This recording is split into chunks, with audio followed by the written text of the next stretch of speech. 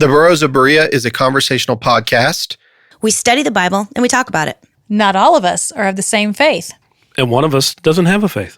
But we still love one another, and we're going to continue to talk about these things. The things we believe in and the things we believe about what we read in the Bible. Not all of these are necessarily true. Some of it is opinion and speculation. Thank you for listening and speculating with us.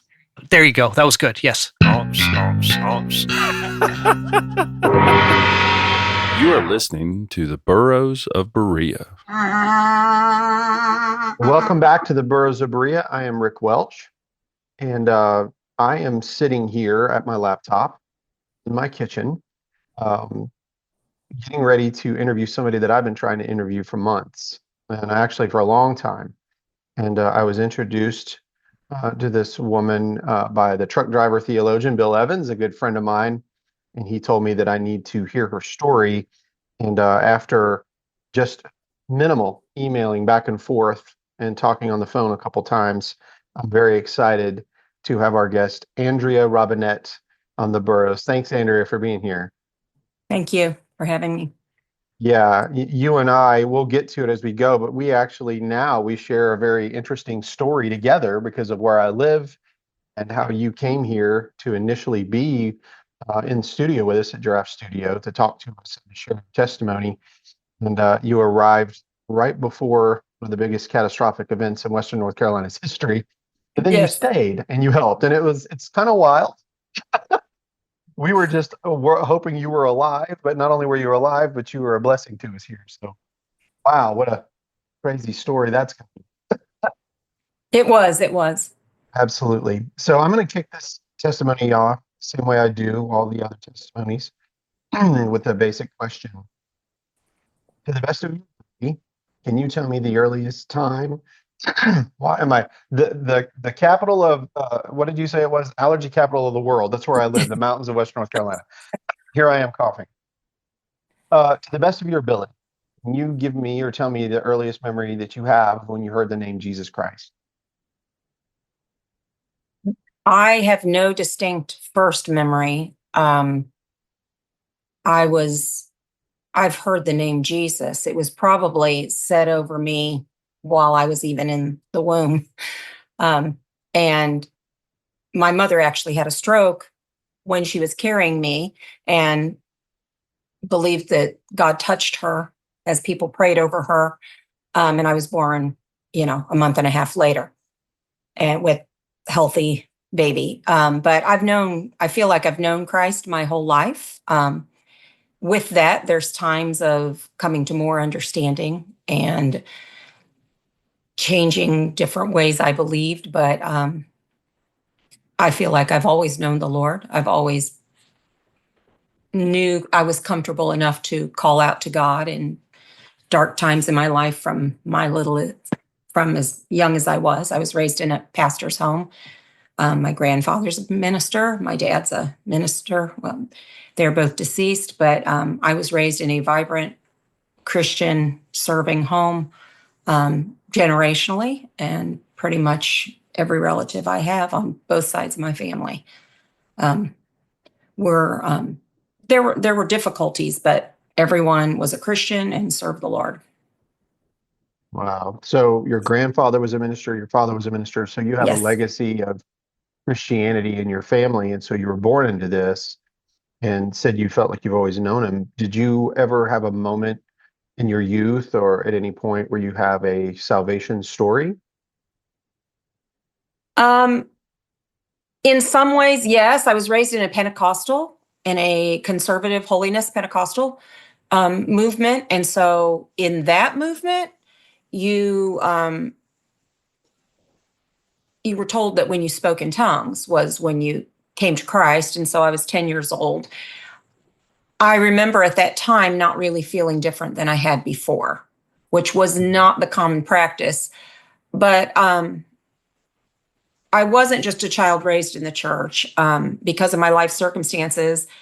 I mean, I actively knew the Lord even prior to that. And then there were different times in my teen years after great losses in my family and difficulties. I I felt like I was at a crossroads, and I feel like if you're talking about making a decision, I've never left the things of God. So I did not have a what we would have termed backsliding time or coming away from God, but I've had different times that I kind of see as a fork in the road, and I make a decision that this, where would I go but to the Lord? And so that I have, at times of, questioning, but I find that to be a normal and healthy part of the Christian life. Right. Nothing to be So- afraid of. Sure. So take me through, just walk me through your life, from, like you said, at 10, I guess, is this moment in the Pentecostal church where tongues becomes present. So take me from there all the way up to now. I'm very curious to know, walk of faith. Okay. So I was raised in a large family, the youngest of 6 kids, very vibrant family. At 10 years old, I loved the Lord. I was always a very sensitive and compassionate child. Now, during that time, prior to 10 years old, and really from my earliest memories, and though my life is a contrast of the beautiful and the lovely with a little bit of the horrific mixed in, that there was abuse from one of my brothers from the earliest memories, that was hidden, that I did not reveal. I didn't even talk about till I was like 21. Mhm. At 13, it stopped, and I can explain more of that a little bit later on. But that was going on. I was also had a situation with a man in the church who was abusing me at the same time, and that ended when I was about 7. And it had found out that about abuse going on in the church, not with my brother, but with the man in the church. And my parents asked me if, anything had made me uncomfortable, da, da, da. And so that's when I said, and it was, the early 70s. And so basically they instituted what would have been church discipline and set what we would call set the man down. And he could not be in any leadership in the church, but he did continue to go to our church the whole time. Not what would happen today. It was the early days of even people being arrested, and you're going to. None of that ever happened with anyone that's ever abused me. So I lived through all of that. When I was 13 years old, so that's let me go back. So that's when talking to the Lord. I called out to God a lot. And I had enough of a relationship with God to talk to him. But he was the only person. Well, the only thing I talked to that I would call out to God and ask for relief and ask for his help. And so I had a relationship to do that. I was very comfortable in trusting the Lord, even in spite of all of the difficulties. And at that time, my parents knew nothing. No one knew. When I was 13, and I'm the youngest of 6 children, my 19-year-old brother was helping out at an inner city youth event, trying to minister to young people, and he drowned. That was a huge rock in my world. I was closest to him probably out of anyone. He was just a wonderful Christian young man, just a good young man. And it was devastating, and it was very public in the Pentecostal denomination I was in. At the time, it was the largest Pentecostal denomination. It was very large, and my family was very known in it. So whatever happened with us ever was very public. My dad traveled and counseled as well as pastored. So we were well known, and our family had been well known. But also in that year, 9 months later, my 21-year-old brother was playing football with the guys at church, and he collapsed. And he went into a coma for 2 weeks and never regained consciousness. And so within 9 months, we've lost two vibrant young men, two sold out for the kingdom young men, who, my brother Nathan, my second brother, had won many people to Christ and shared the gospel, and just good guys. And so my life changed. That was the before and after in my life. Now, just a quick question. So were you in the home when this was happening? Were you still you were living in the home, right? So I was 13 years old. You were 13. Okay. And both boys were living in the home at the time. Wow. So how did the home dynamics, how did that Totally affect changed.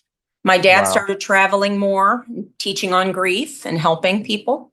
Mm-hmm. We're a very hands-on family. And my mother became very angry. Mm. And things changed. And my other brother, I had two other brothers, and one of those was an abuser. They did not live in the home at the time, but they lived around the corner from us. And my sister got married not too long after. And I was at home by myself with my mother, who was very angry. And so my teen years in the home were not pleasant unless my dad was home. My dad was a big Italian man who was loving and affectionate and fun and just full of wisdom, and a great man. And was well loved by a lot of people. And so that was dark days, but we were on not too long after my second brother had passed away. My dad was supposed to speak in Louisiana, and so they wanted the whole family to come as a way for us to get away a little bit after. And we went down to speak, and on our way down, we were in a hotel, and I was in a pool, and my brother tried one more time. And at 13, I finally pushed him off of me and said, "Get off and leave me alone." And he never tried again. But I mean, it was like bold. It was we're in a public place. It was very, very uncomfortable. And it was uncomfortable for many, many years with him. But I did not cut off relationship with him until just a couple years ago. I'm learning boundaries in my life. Sure. And I didn't. I was about love and forgiveness, and how I understood that was I can bear with it. I can handle it. And so that was at 13, I felt that way. And so I did. And life was very dark in a lot of ways, but it wasn't also. If you had entered my home, you would have felt love, and we would have cared for you, and you would have felt warmth, and you would not have known one thing was going on. And my parents didn't know for a long, long time. And when I was 21, he was getting ready to get married, and I felt conviction that it was my duty, that if something happened, that he would hurt somebody else. And if I hadn't told, then I would have responsibility with that. And so I told my sister, and my sister went immediately to my parents. She believed me immediately, because there had been some awkward things with her, but she was closer to his age. So, nothing ever ultimately happened. My parents, and they're wonderful people, couldn't believe it. Mm-hmm. And they would make excuses. They would say, well, he doesn't remember any of that. And so I just, okay. And I just kind of kept going, still functioned with him as part of the family, avoided him as much as I could. My sister went probably 4 or 5 times. So my dad, in his greatness, and helped so many people in their marriages and their families, and was father to so many people. He was just a loving man. was also a very weak man and could help other people. But this was just too big. And so I'm an extraordinarily compassionate person. And I gave I felt like my parents had been through enough. They lost 2 children, and I wasn't going to explode the family anymore. And so I just kind of buried it and lived with it. And so Can when I, I was, go Can I ahead. ask you a question? So Yes. just out of curiosity, do you know if your brother had ever encountered any kind of abuse on his side? Well, the interesting thing is he had not, but I had 4 brothers, 3 of the brothers, the 2 that died, and my eldest brother, who is his identical twin, all experienced abuse in the church from a But he did different not. man. But he did did not. not, and they did very bad stuff. And that man was put in jail later on. But no, as my other brother had told me that he even at one time had felt bad that all of them had been abused, but he had not, like he had missed something. So do I know? I mean, is there possible? Yes, there is, but he's odd. You would meet the members of my family and they're very likable, normal, loving. You would, very Christian people. And you would meet him, who he's a pastor today. But if you met him, if you have any form of radar on anything, you would go, he's very odd. And he always was. Wow. You stop this, and then when you said you were 21 when you told your sister. Mm-hmm. So I guess in your conscience, because he's getting married, you felt that it was in the best interest of even his future wife to know that this is probably going on, right? Or the possibility that this could be passed on to someone else. You've already seen men in the church that are abusing children and things. And so your radar is going whack. And so number one, that was a very brave thing to do. And I can only imagine how petrified you were in that, that Pandora's box that is. Right. Do it, and your sister's on your side, and then your parents who have now they've lost 2 sons. They have this other son who had been abused, and then this one that hadn't, but now he's being charged with this kind of abuse. What a mess. I mean, I can't imagine being a parent, but at the same time, you're getting lost in the shuffle here because you're crying out and you're getting nothing in return. Nothing. Wow. And I even eventually tried to talk with my dad about it. And when you would talk to him, he would seem to have some understanding. I mean, he dealt with abuse in churches. He was a counselor, so he had done a lot. He understood, but I think it was just too much. I don't know. I think it was just too much. Sure. I can tell you that I have a couple of people in my family that are counselors.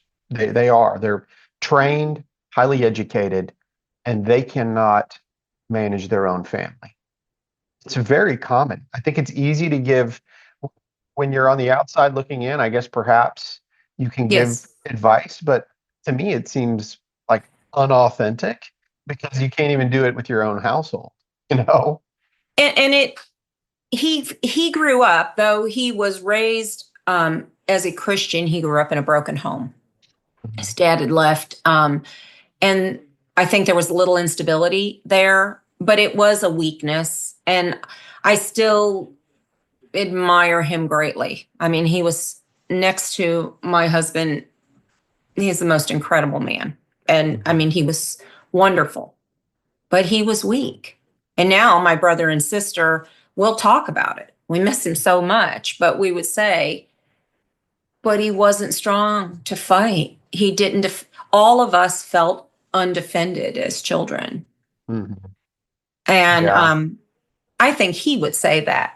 I mean, he was one to admit his weaknesses. Like, now he wouldn't ultimately say, well, I should have done this, but I could see it. I mean, I had a healthy relationship with him. There was nothing ever abnormal. He was not sexually abnormal. I mean, we never found anything that was abnormal. You never even felt like he was. He was a good dad, and I'm thankful for that. And so he didn't protect me from the abuse, but in going through the abuse, I had it better than a lot of other people because I had a good dad and I had normal affection from a man who just I was his daughter. It was just, we didn't have anything that was out of place or abnormal ever. And so I feel like that's a blessing. And that gave me I really, even as a young person, I felt like, well, I don't really have a lot to complain about because a lot of people don't have that. So, and that again, you'll see, I look at my life as a contrast to two things, but you choose thankfulness. Now, choosing thankfulness doesn't mean that the damage hasn't been done. The damage is done. I mean, I'm a 50-some-year-old woman and I still suffer the damage of what was done for the first, 10 plus years of my life. But I survive it though, and I am resilient because I choose thankfulness and I choose to trust God in it. So that's a path I take in all of the difficulties in my life. And I've had a lot. So I looked at the deaths of my brothers as I said one day to my sister, I mean, I miss them horribly. I mean, now it's been 30 some years since they've been gone. And if we get talking about it, they can become as vibrant again to me in life. But I said, I'm thankful for the 19 years we had. I'd rather have had them than not have had them. And this ended out playing into my life later on and having to make these choices when it's much harder to make them. So you've led me up to when I'm 21. So then the next thing is a very outgoing man who was a minister, lived in Florida, kind of swept me off my feet and dated him and got engaged to him and going to marry him. And part of what I liked about him is I felt like he hadn't suffered a lot. And I had always thought that was important for somebody to have suffered because I think it creates character. It can, if it's handled properly. But he had not. And he seemed joyful and a kind of, in retrospect, I was escaping in a lot of ways from a very dark and dreary world. And I married him. And so at 21, I married. And I moved to Florida, became a pastor's wife of a large church. And that story is that for the next 5.5 years, from day one, from the honeymoon on, I suffered physical, emotional, verbal abuse.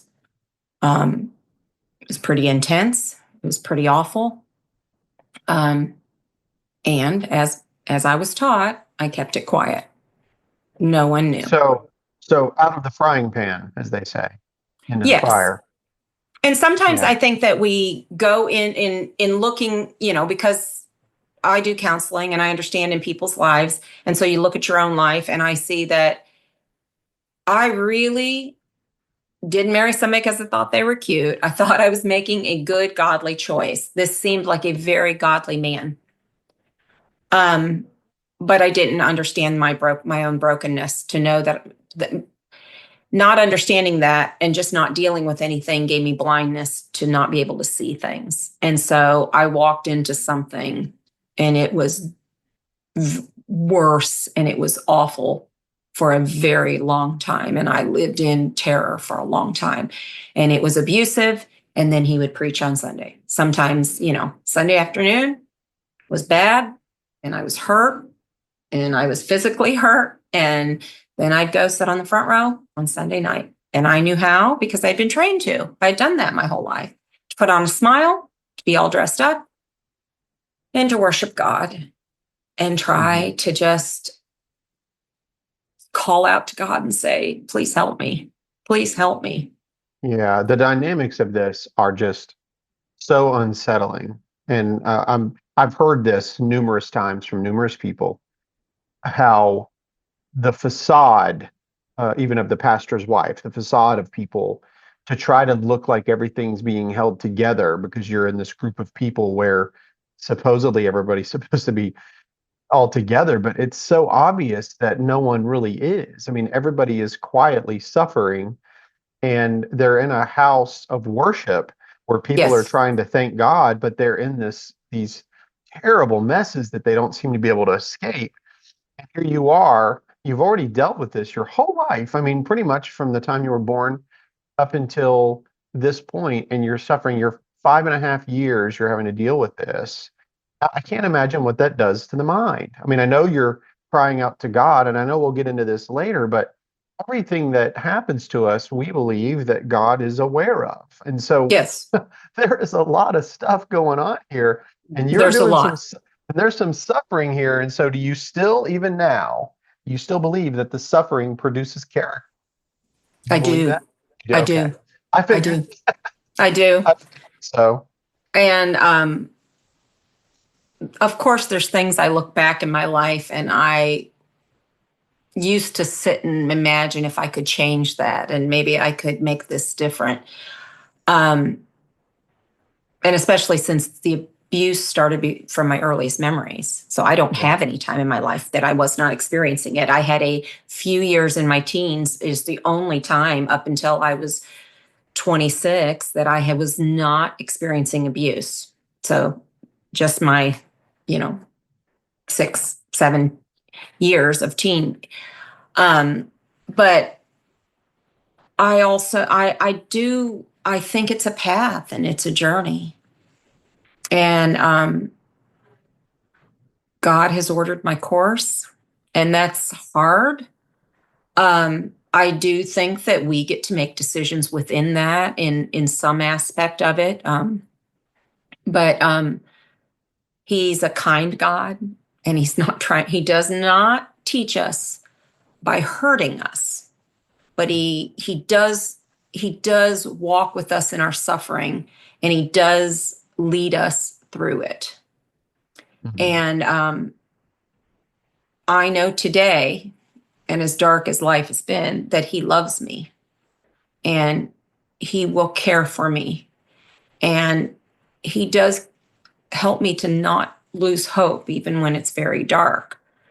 And in the abuse, so I had dealt with all the childhood abuse by not dealing with it, essentially, until I had lived through almost 6 years of abuse in my marriage. And I came out of that a very wrung out, I used to call it my face in the carpet years. The abuse escalated so badly.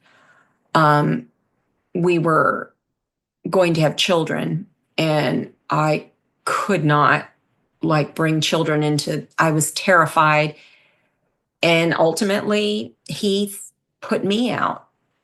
And so I left, I escaped. And that's a big story, a big long story of, it's a whole several hours on its own. Um, but after that, I came home and worked a job and worked a lot of hours in a week. And I would cry the whole way home from work, and I'd get home to my apartment and I would lay with my face in the floor, just weeping and crying out to God. I don't understand it. And very, very broken, and feeling very, very unloved and betrayed. And he was a pastor. He's a pastor today. It's never changed. I mean, that's how that works in certain realm. And it was it was awful. And I wasn't believed. by a lot of people, which is that's an insecurity thing to me when I'm not believed, because of stuff that went on in my childhood. And people took sides. And in the organization we were in, our family was very public. So I didn't quietly go through this and through a divorce quietly. It was very public in a very conservative denomination. And it is if you are marked and broken and devastated. And it was awful. So you're experiencing the scarlet letter. Is that what we're saying? Without a doubt. Without a doubt. You got the big A on your chest walking through. Yeah. And but they no are going child, to more no easily child, believe but- men in that situation. They just would. He was a pastor. I don't understand why. I have yet to understand why. I mean, everything that we've said in this conversation is that men were abusing children, men were abusing women. Everything that we've said so Yes. far. And when we Yes. hear most stories, I would say, I mean, in the percentages, I don't know where it is. I would say in the 90th percentile or higher, it's men that are doing It these. is. So It is. why would anyone not believe that a man could do such a thing? It's insane to me. And I don't understand why either, but I can tell you now, and I'll tell my audience, it's in the 90th or higher percentile. I know it is. It has to be. Mhm. So, And I think some of it's changing a little bit, Lord willing. It is. I think we're valuing women in, I don't know. We're listening and we're hearing. It doesn't have to be a crazy, it doesn't have to go extreme in craziness. But the church is, I think there are churches that are waking up and listening, because we've been doing this a long time and we've been burying stuff a long time. And yeah. I at least have strength because I'm not from a broken home as it is. I had good parents. I had a relationship with the Lord, and there are women who do not. They marry within the church, or their family comes to the church and they're nobody. They're not known. They don't have anyone, and then abuse happens and there's nobody to help them. And it destroys their life. Well, and that's what makes me so curious, because here you are, what, 26, 27 years old, you're wearing By the time I'm out of this, I'm 26. Yes. Yeah, so you got the scarlet letter on your chest. It's a very public thing, and you're getting obviously no support. I'm hoping that maybe your sisters or somebody are supporting you as you're kind of walking out of this. So take us from there. Where In did you that go? What happened? situation, my parents believed me instantly. Oh, wow. When I was leaving, and I was being kicked out, I grabbed my stuff and I went to a hotel and I called my father. And I said, Dad, this is what's been going on for the last 5.5 years. And he said, and I shook because I had no idea how he would respond. And he said, I'm getting the next flight down there. And I was like, wow. Yeah. And he did. He came down. And we sat across from my ex-husband and his father and my father and I, and trying to talk about it while he justifies his treatment of women and wouldn't admit to the very, very bad stuff, but to the light stuff, he justified it. And I sat shaking, going, my dad's going to turn, and I'm going to be left. He's going to cave, and I'm going to be sitting here by myself. And what do I do now? I don't have anywhere to go. I don't have anything to do. And if I am stuck staying in this, I'm scared for my life. Right. And my dad stopped, and he grabbed my hand and he turned to them and he said, you could say stuff about my daughter that I might go, oh, maybe she'd do that. But she's not a liar. And how does she benefit having to essentially lose her whole life by saying this? And he said, I don't believe you. I believe her. And I couldn't believe it. A lot of belief and unbelief going on in the same time. Yes. And my family did come through. I stayed another 30 days. I was finishing my bachelor's degree in education. So I was in a student teach, and somebody would come and stay with me every week because I needed 30 more days And then it escalated. So I still had to leave. There was no money. Money was all cut off and everything. But they did. They absolutely, in that, they came, they stood by me and helped me.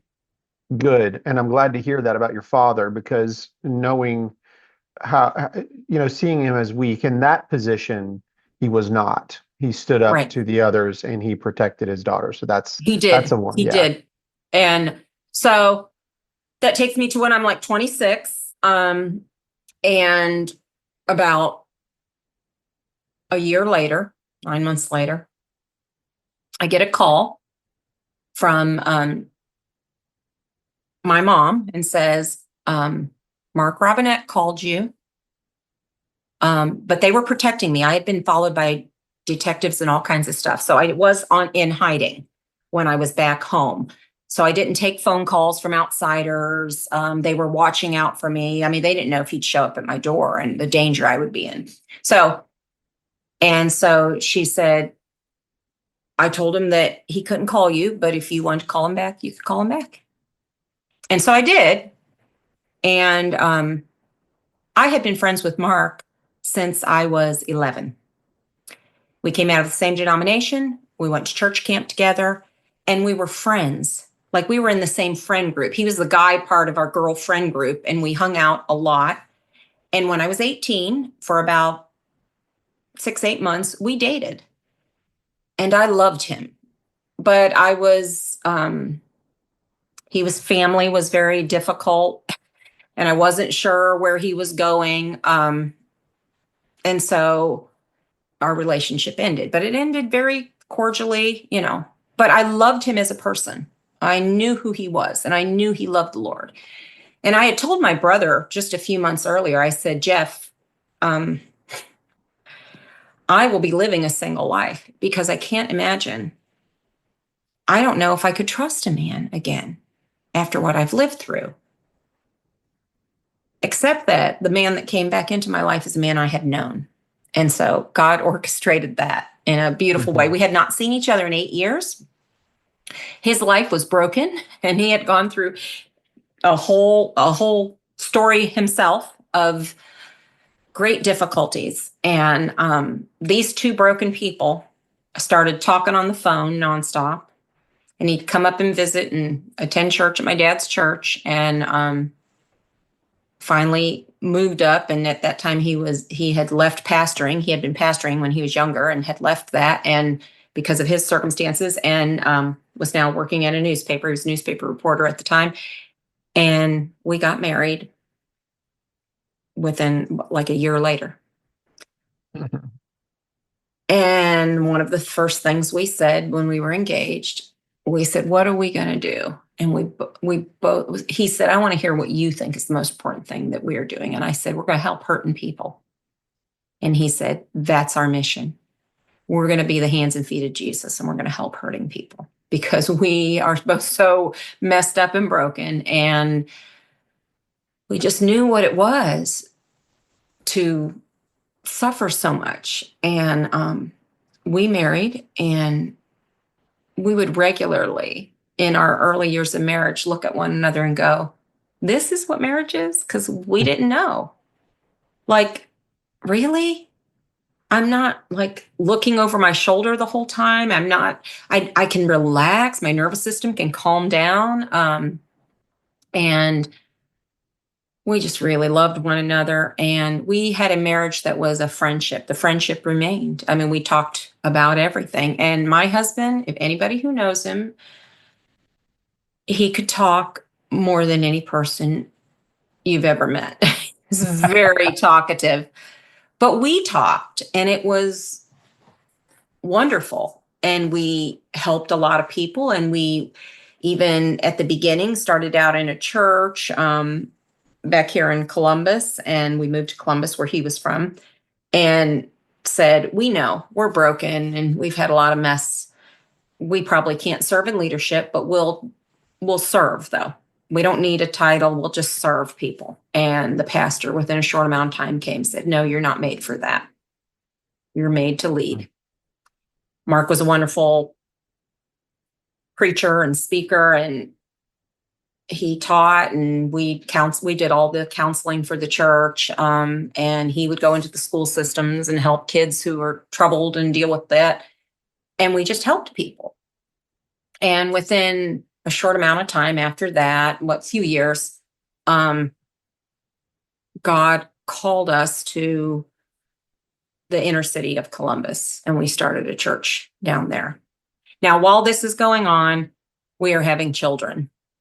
And we were having children about every 2 years. We were having children. And so when we started the church downtown, I had three under 3. And then we eventually had 8 children.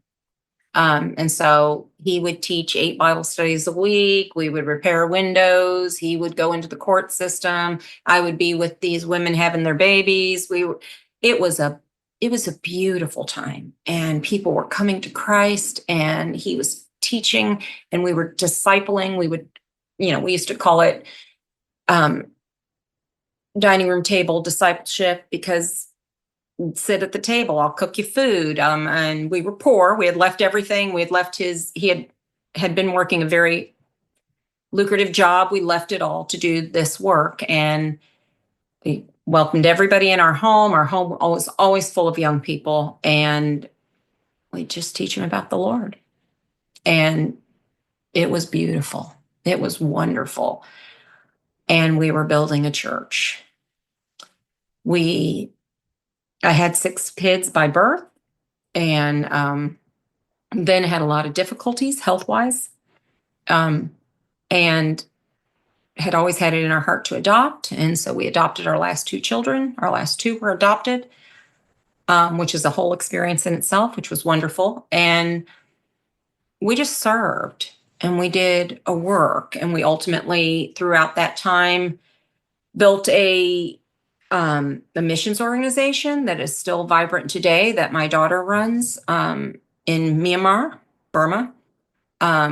We'd go to Honduras, and he just ministered everywhere, and things were good.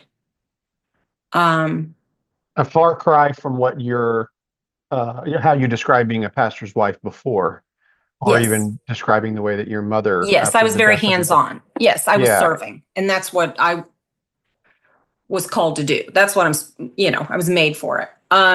About 10, 12 years ago,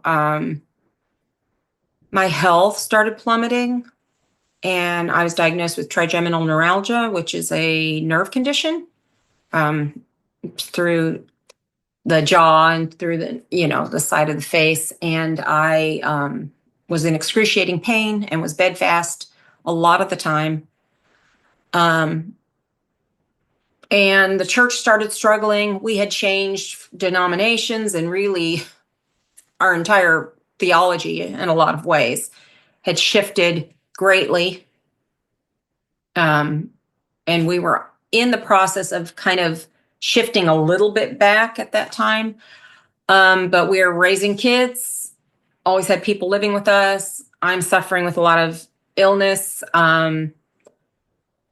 And, you have the turmoils just of normal pastoring, which are difficult, and difficult people, and the problems of that. And about 5 years ago, we started having very, very bad church problems, as we were trying to shift a little, and becoming a little more grace-led. And we were doing all the serving, we were doing all the outreach, and it was my husband and I and our family, and we were wearing out from it all. And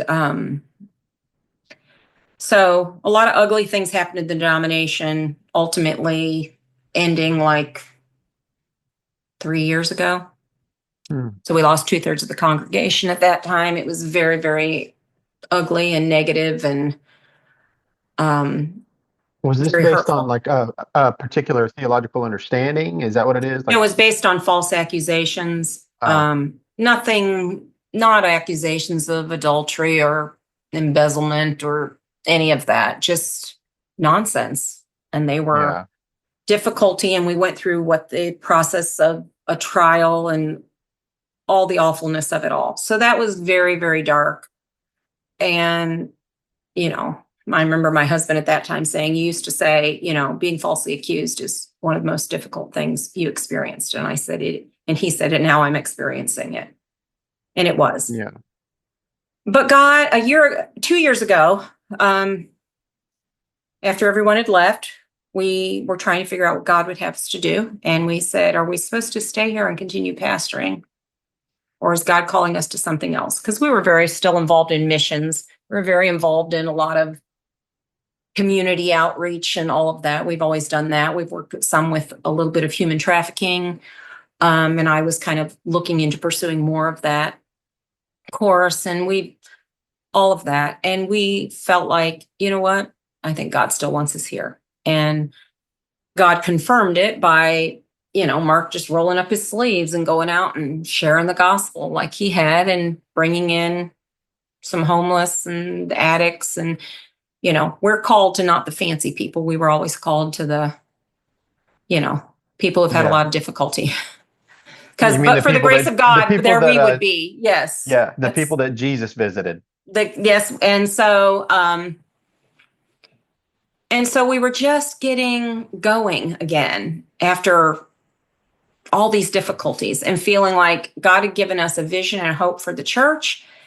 And we were going to, and now, most of my children are in their 20s, and we're going to buckle up and just start serving like we did. Just start all over if we have to. Hello, all you Burrows listeners. If you guys want to help us financially keep this podcast going, just go to our Patreon page at www.patreon.com/The Burrows of Berea. Let me say that again. www.patreon, that's patreon.com/The Burrows of Berea. We have several different levels that you can give at. So again, if you'd like to help us keep this podcast on the air, then just give us all your money at www.patreon.com/The Burrows of Berea. Thanks, guys. And on the 22nd of January of 2024, we had a good day. Mondays was always our family Sabbath, because pastors work on Sundays all day long. And Mondays was always our day off. Now, once my kids had grown, everybody wasn't together like we used to be. They'd come home sometimes on Monday nights for dinner, unless they were working. But at this stage, we had a lot working. So whoever would be there would be there. But it used to be, when the kids were little, we'd go to lunch on Mondays, and we'd go to a park, or we'd just sit in the backyard. But Daddy wasn't going to work on Mondays. I mean, he ultimately, a lot of times, ended up having to, if you got a call, But most people anyone who's ever attended our church knew that Mondays was our day off. And so we had a good day. And it was coming into the evening, and my little Liam, who was 10 at the time, is rolled up in his little Snoopy blanket on the couch and had fallen asleep. And my husband said, "Come here, babe." And he called me over to his lap, and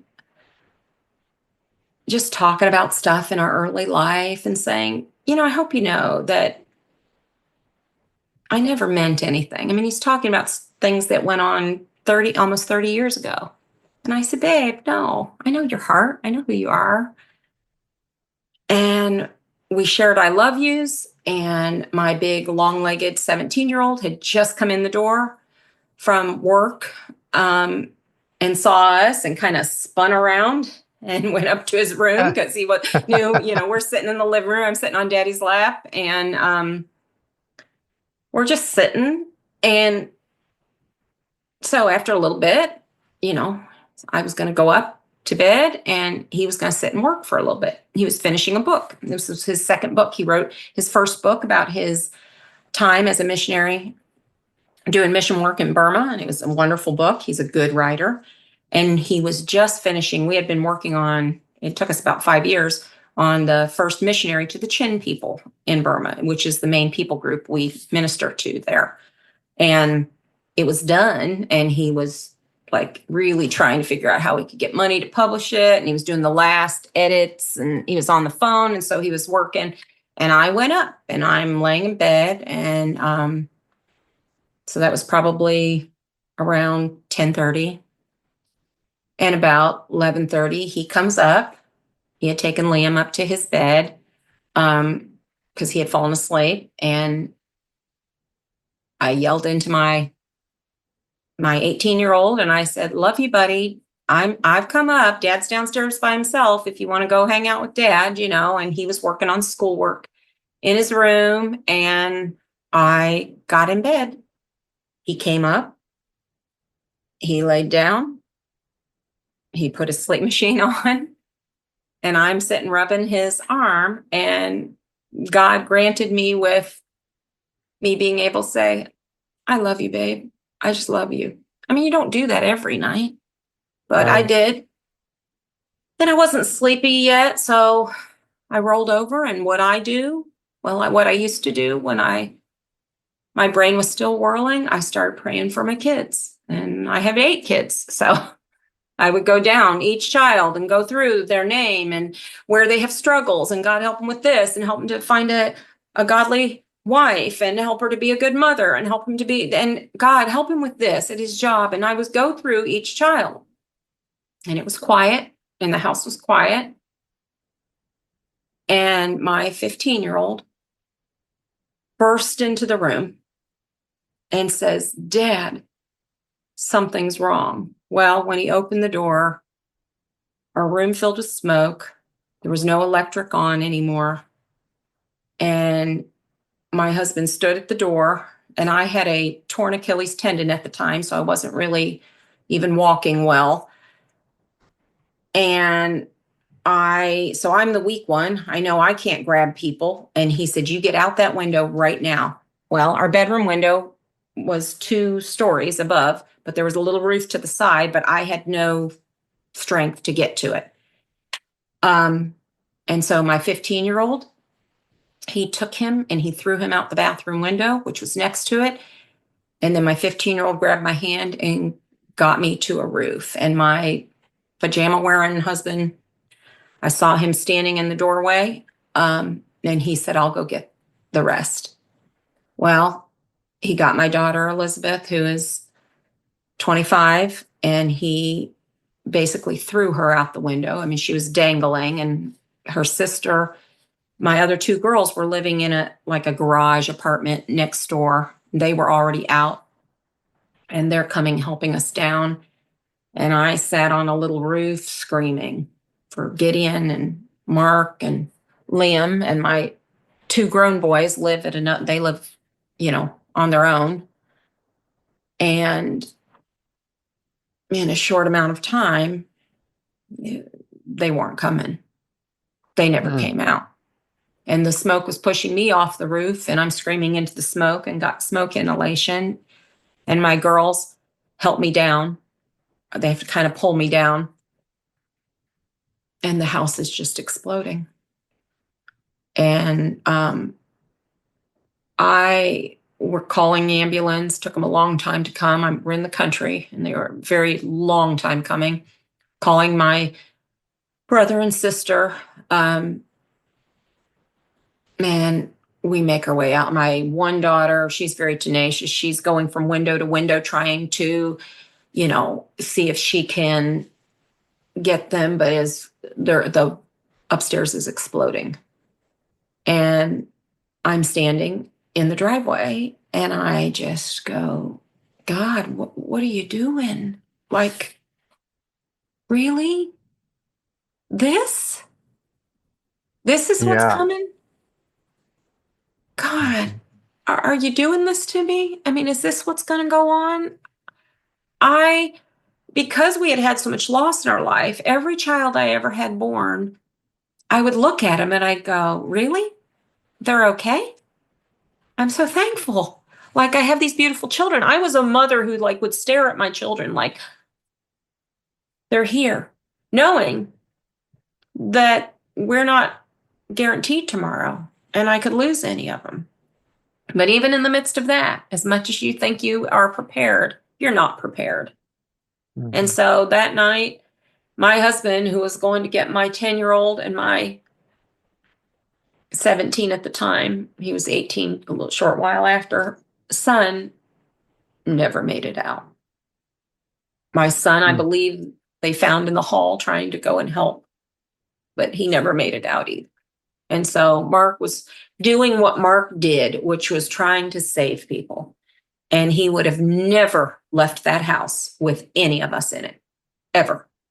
And at the funeral, I walk through and I'd be hugging people and I'd go, Mark, he'd do this if he were your kids in there. And they'd go, oh, we know him. That's who he was. And so, they officially died on the 23rd. God was kind to give us a good day beforehand. And that's what we try to remember is the 22nd. But, and so we've had a long road to hoe since then. We lost our house completely. Nothing left. I lost my husband. I lost my 17-year-old and I lost my 10-year-old. And we're trying to live and survive, and we're still in a fog, but we're trusting Jesus and we're trusting that he takes care of us. And, that's where we are. You would, the way that you define your husband, he's a very brave man. And He was a brave man. ready to go into the fire for his children. I mean, I Yes. don't know what else to say. It's just that's a precious thing. And I'm fortunate that I have a father that would do the same. My father is the same. He's only 5'5", but you would think he was 12 foot tall when it comes to his kids. So when I heard your story, I heard this story through, like I said, Bill Evans, and he had shared it.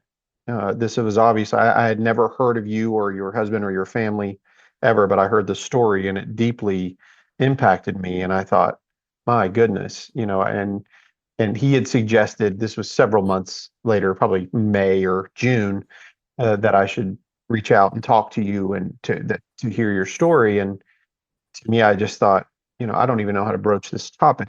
I've never lost a child. I've never endured a loss of a loved one in that kind of situation, not knowing anything about you, but I just decided to reach out, and we communicated back and forth for a little while. And sometime around September, early September, we had communicated through email, and this was in 2024, so the same year.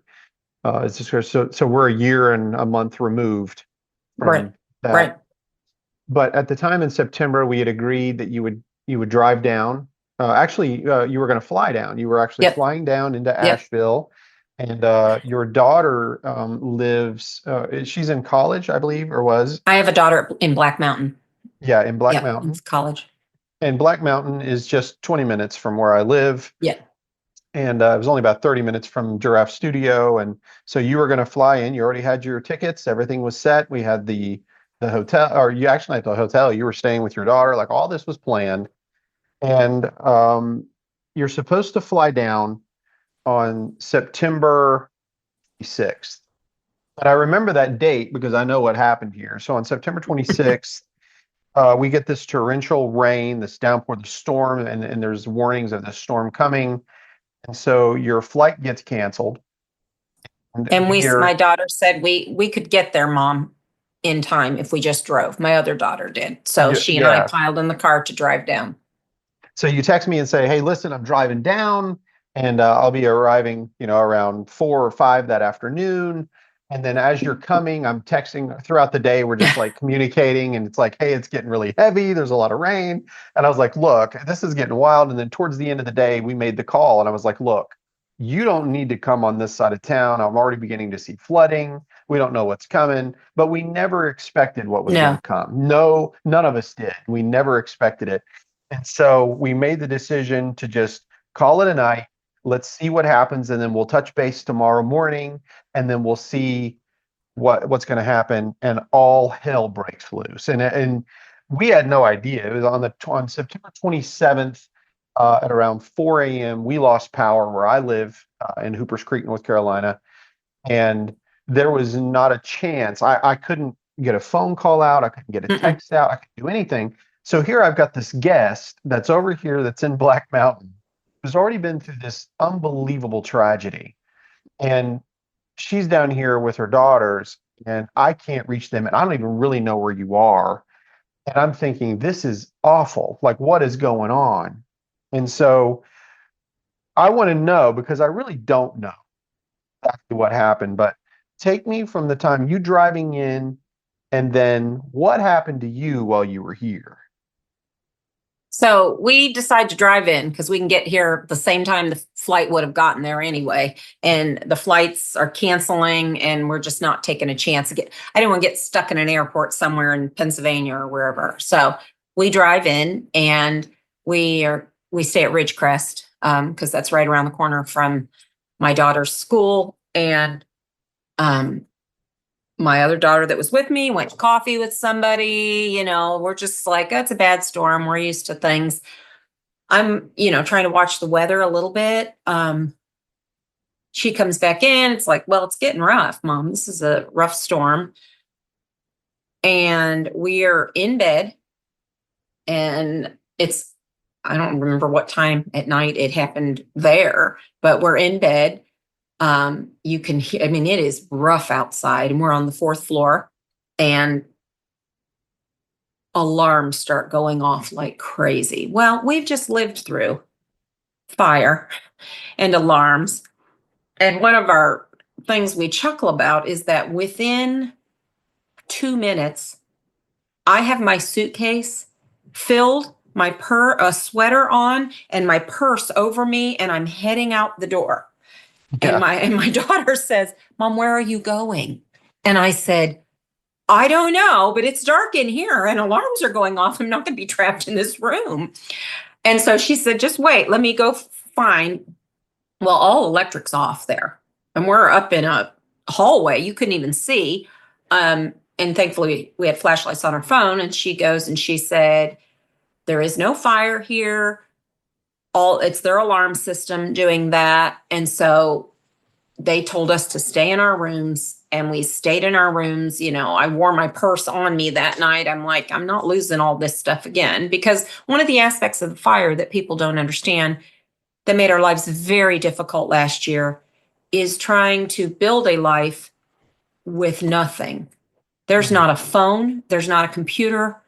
I don't have one slip of paper. He didn't store his important papers at the church. We stored them at our home.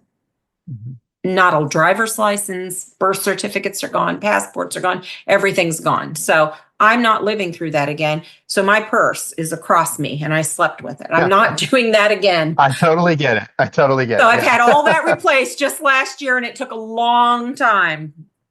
Well, when we get up in the morning, you look out, and it's rough.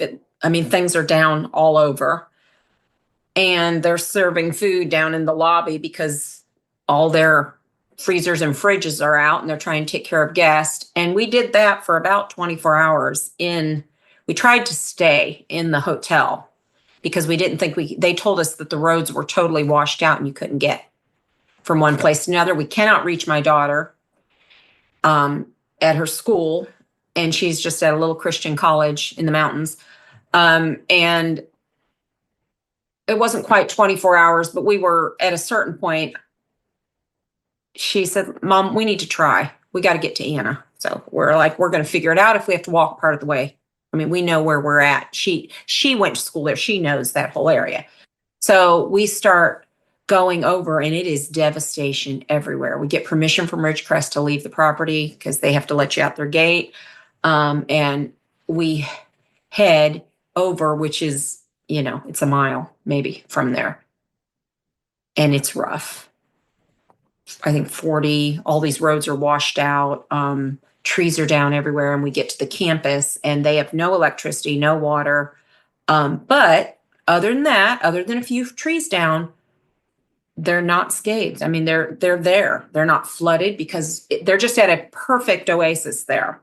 Nothing. They're high enough that nothing happened, and they're not at mudslide area either. So after being there a little bit, I'm trying to help with meals because I see that the kitchen help is trying to figure out how to put stuff together to feed these students, and we're doing this and that. And some of the leadership started talking about, like, okay, if we're not falling apart here and our buildings are all intact, we need to start helping people.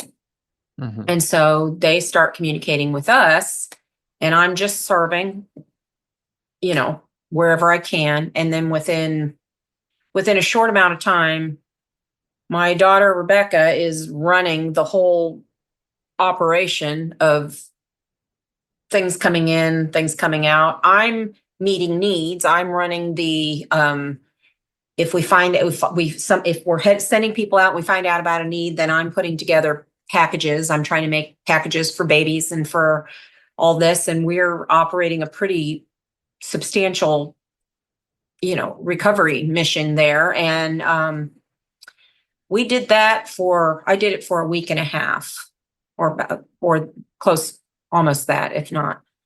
And we were meeting needs, and it was intense. And we were hardly sleeping, and we were working till 3 a.m, unloading semis and getting up at the crack of dawn. And there's times you have to go behind the pallets and cry a little bit because you just hear somebody's family was washed away. And she and I talking about it, because we slept on a mattress on a floor in a back room, with trying to find little covers to even cover up with, because we're just there. There's no food, there's no water. We're trying to make do. And we just said, we know what it is to have lost so much. And I can't bear that these people are suffering that way. And God put us there. And the school staff even said, you're here for such a time. I mean, we have needed you. And we organized a system. After about a week and a half, I can't be off medication for very long, and I'm running out. I didn't plan to be there for that long. You can't go to a pharmacy and just grab stuff. So I've already gone about 3 days without. And I have a 15-year-old at home who has lost a lot in the last year. I don't feel like I should stay longer. I think I need to go home. But we served, and I tell you, it was wonderful, though. It was free of all the worries of our own loss, in ministering to other people, and watching the community all get involved and help one another was a beautiful thing. And the churches who, people like that helped us right after everything happened, which is another beautiful thing to see when people are in need. And it was a blessing. It was a huge blessing. My daughter ended up staying for a couple months or longer. And as soon as I got home, my son loaded up chainsaws and in his truck and supplies. And he said, Mom, you're home. You're safe. My kids were panicked because they couldn't even reach us for a while. So that was a little scary for them. And my sister and brother, but he headed on down, and he got involved in a lot of the recovery and a lot of the kind of difficult recovery, going into towns that they were digging out and trying to find people. And we just watched people who lost everything very quickly, their home, their families, their possessions. And we have lived through that. We lost everything. And it gives you a unique perspective that not a lot of people have. Gives me a perspective of people in the war-torn countries of the world, and it gives me a little more understanding of what they live through when their houses are burnt down and they're running, and they lose their families. So God used us in that. And I even texted you. Somebody used their mileage and got me a flight out from Asheville when Asheville Airport opened. And I texted you in the airport and on Facebook, I think. And I said, I haven't heard from you, but I hope you're okay. If you're not, I can tell you where you can get food. Yeah. So that's all I knew. I'm like, I have no idea what's even happened. Um, So it was an interesting thing. where I was, so our roads collapsed, our bridges collapsed. There was only one way out, and we were able to get out. And I remember, so we didn't have power here in my home for 15 days, and then just a couple miles up the road it was like 18 days. So I was fortunate to have a generator. We had, a lot of down trees. My driveway was even destroyed. I had to get the tractor out just to be able to get us out of the drive. And my wife went down and was volunteering at this local church here where she grew up and was heavily involved. And I remember trying to send out texts to you before, and it was just I couldn't get anything out. There was no service at all. None. And so when I got your message, I can't tell you, I was like, I couldn't believe it. I was like, yes, I'm so glad you're okay, and was able to tell you I was okay. But what was really shocking is how you said later, you were like, God brought me here. And I was like, this is so wild. Like, this is so wild. It is wild. We've been through the fire and we've been through the flood, and he still sustains us, because it was a very scary night. I mean, we were essentially trapped in a hotel room, and we could see it from the window. You live there, so I'm sure, I mean, they knew it was a bad storm, but they had no idea the level this would be. I mean, this is unheard of. As a matter of fact, they no longer call it a weather event. They call it a geological event. It actually changed. Okay. They do. So it was, this is a 1,000-year storm here. Right, We've right. never seen anything like it. We've seen flooding, but nothing like this. And nor have we seen these landslides, these mountain mudslides taking out homes. It was horrible. There was a family just, 15 minutes from here that, it took out 11 members of their family in just 1 minute. Yeah. I mean, it was that fast. So it was just absolutely devastating. So I was glad to hear that you were okay, that your family was okay, and that you were able to get out. And then and then for us, it was just like rebuilding. We were working here, a lot, just trying to rebuild. And so that was 5 months ago, 5 months ago. Yeah. So how are you doing today? How are you today? Well, there's good days and bad days. I have an illustration that I think that the Lord let me see. My son is now in a Christian school that I drive him to every morning, and we're driving down the road. We get fog real bad out here because the temperature change, and it is bad fog. And there's several ways you can go to his school, but the fog is so deep that there's one way we go. Takes a couple minutes longer, but it's a straight road this direction and a straight road the next direction. So you're only making one turn. And so we're riding along, and he's half asleep, on his way to school. And I said, Val, I want you to look around you right now, because God is showing us something.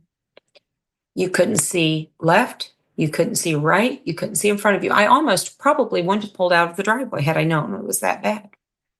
I said, but this is when you don't go fast, but you look at that road right in front of you, and you go slow, and you stay between those lines. You can see the yellow line and the white line, and just stay. And there's times that I want to turn around, but turning around is dangerous there. Or I want to just stop. That's dangerous. But because I know, and it's not just because I've walked a path of it, I think the Word of God shows us that I know in the fog that there's farm fields on both sides, and I know there's a road in front of me, but I can't see it. But I know that eventually, when the sun comes up, that'll all disappear, and I'll see where I'm going. So I'm in the fog right now, still. And then I probably will be for a long time. This is a big loss. And we've had a lot of difficulty. We've had a lot of difficulty with what was left of the church, with people who flee from people who've had trauma because it makes them uncomfortable. We've had a lot of people who I would have assumed would have stuck by through thick and thin and have deserted. We've had a lot of that. People we brought to Christ, very difficult situations that have just added to the pain of it all. But I have hope, and God is taking care of me. And I live in a home now again. We got a home in September. It took a long time for the insurance to help us get a home, but we did. So I'm in a home. I'm in a nice home. My children serve the Lord. They do not waver in it. As dark as it's been for them, they do not waver. My son and daughter leave next week for Thailand to go do work there. My daughter leaves for, my other daughter leaves for a missions trip on the 15th, and they need to continue on and build their lives. I'm a widow, which is a new road to navigate. I'm a pastor's widow, which is even a more difficult road to navigate. But I trust in God, and He will take care of me, and He is taking care of me. But losing your sons it's hard to get through. It's hard to, you just feel like you can't breathe. But because I know that 10 years from now, if the Lord preserves me, I will look back. I'll still hurt, but I will look back and I will see that there have been good things added to my life in the previous 10 years. I know that. I trust in that. The sun will have risen, and the sun will have risen. Yes. And so I sometimes say, I said, on that road, sometimes I'm a little wonky. I'm a little wobbly. I'm tense. I'm gripping the steering wheel sometimes, or sometimes I'm going too slow. I can't do this. But I know I can if I stay on the correct path and I don't try to follow a new path while it's foggy. That's not the time to do that. And I just said, Bud, this is a lesson we got to learn. When you can't see anything in front of you, you got to go with what you know. And what I know is, like Peter said, where would I go? I mean, where would I go from the Lord? I mean, I don't have anything else. If I did not know Him, I wouldn't survive. I wouldn't survive, but I have an inner resilience and peace. And in the midst of all the darkness of people, which people are selfish and unwise and uncaring. But we also, in the early days, I probably had gifts from 30 plus denominations, from Catholic to Charismatic. I mean, people I've never met reached out to us and got us through, and with letters. And I just said, if Christ's body would actually, if we can work this way with our differences, we could actually accomplish wonderful things. It gave me hope. That gave me hope that people were so kind, when we had nothing. And so, I'm trying to figure it out. I'm going from being a stay-at-home pastor's wife to figuring out what I can actually do. And we're learning and we're walking, and it's not easy. It's not easy, but I have to tell you, the way you described 30 different denominations coming together to help a single family during the storm here, seeing all of the different denominations and people, whether they had a faith or didn't, and how they all rose up together and worked together to try to get through it together, that it is a precious thing to behold and to be a part of. Really taught me a lot. It taught me a lot about not worrying so much about denominations, not worrying so much about if somebody has a correct doctrine or not, but you're all just trying to live this life and get through this life to the best of our ability. And we need to be able to have compassion and understanding and love. And set boundaries. There still need to be boundaries within reason, of course. But that is really how the church is the most effective in this world. It's to love others despite all of our differences. Yes. And it's a powerful thing. It's a powerful, powerful thing. It is a powerful thing. I mean, without money in the early days, or somebody set us up a GoFundMe, we couldn't have eaten. I had no place to stay. I had no home. So we were homeless. We had we escaped. I was barefoot in pajamas in the snow. That's how we escaped. And from the moment we were in the hotel, people were coming in. And I would say I was more touched. I mean, so in one sense, some of the people I thought for sure would be there weren't. But we were, it was a lesson. I'm trying to find the lesson to learn, we consider in these times of adversity, is that people I wouldn't have expected it from, people I didn't know, people who know nothing about me, they don't have to give to me. And they were so gracious and so kind and loving. And that's what that really, really helped us. And as a mother, to watch that for my kids made a huge difference. When people are struggling, if you love their kids, I mean, if there's any message about, yes, my loss is worse in a lot of ways, but my children, my 15-year-old son, when anybody would reach out, it just meant the world to me, to relieve him of his suffering, or just make him go and laugh for a little bit and do something fun. That is a gracious, kind way to care for people who are suffering. Wow.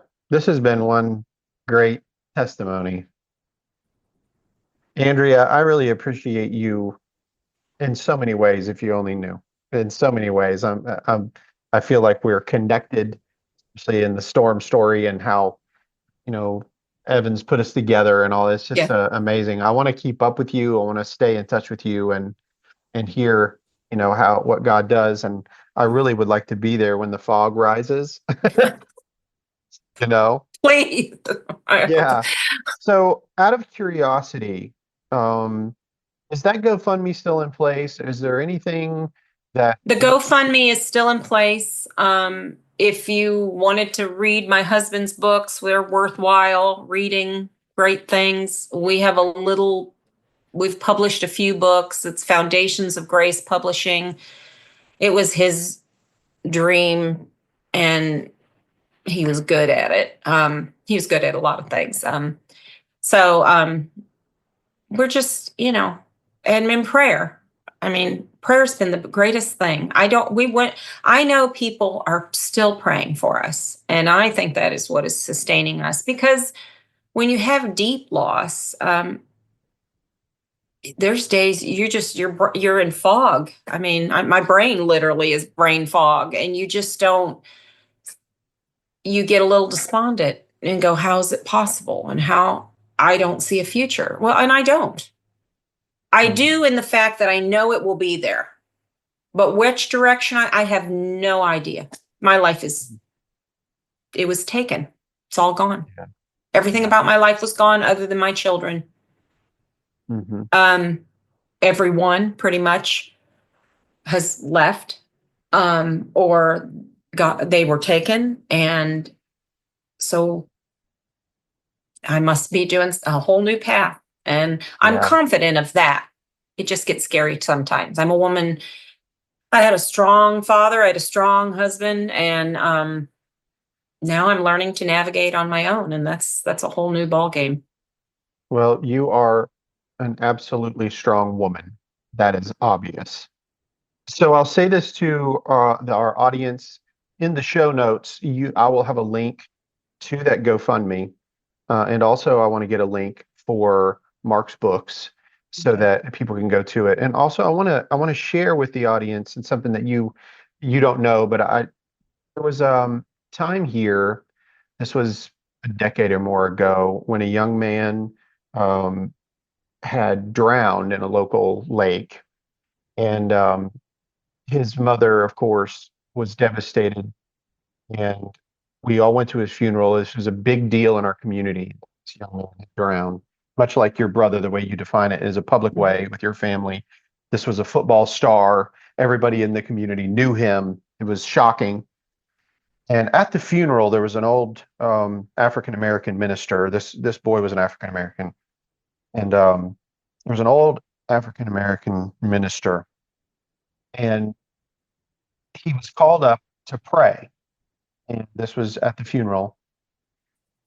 When we all bowed our heads, he had this very deep, booming voice. I'll never forget it. And in his prayer, he said, "Father, I'm not praying for this mother for today. I'm not even praying for this mother for next week. I'm praying for this mother a year from now, when everybody's gone, when all of this chaotic hurt and all of this is going away, she gets back to what she would be considered a normal life. I'm praying for her in that moment that you will be there." And that affected me so deeply because I thought, that's what happens. Tragedy strikes. Right. It's very high. You probably know this better than anybody. There's a lot of attention. There's a lot of love. There's a lot of Yes. things. But eventually it all just kind of dissipates. Mhm. Just left to yourself. And a place that you knew very well, youth, being yourself, or alone in that time of that abusive marriage, or after the loss in your sons, and this, even after the storm, all this, you're at this place, here you are. And so I want our audience, and I'm going to share this to the world as far as I can. This is whenever we can all still step up and still be a part of what you got going on. We can assist in that way, buy his books, and we can also pray and let you know that you're not alone. You really aren't. There's a lot of people I know for myself. I think about you quite often. I always wonder. I wonder how she's doing. I wonder what's going on and how the family is. So let's stay in touch. Can we do Okay. that? I appreciate that. Yes. Yeah. Hello, all you Burrows listeners. If you guys want to help us financially keep this podcast going, just go to our Patreon page at www.patreon.com/The Burrows of Berea. Let me say that again. www.patreon, that's patreon.com/The Burrows of Berea. We have several different levels that you can give at. So again, if you'd like to help us keep this podcast on the air, then just give us all your money at www.patreon.com/The Burrows of Berea. Thanks, guys.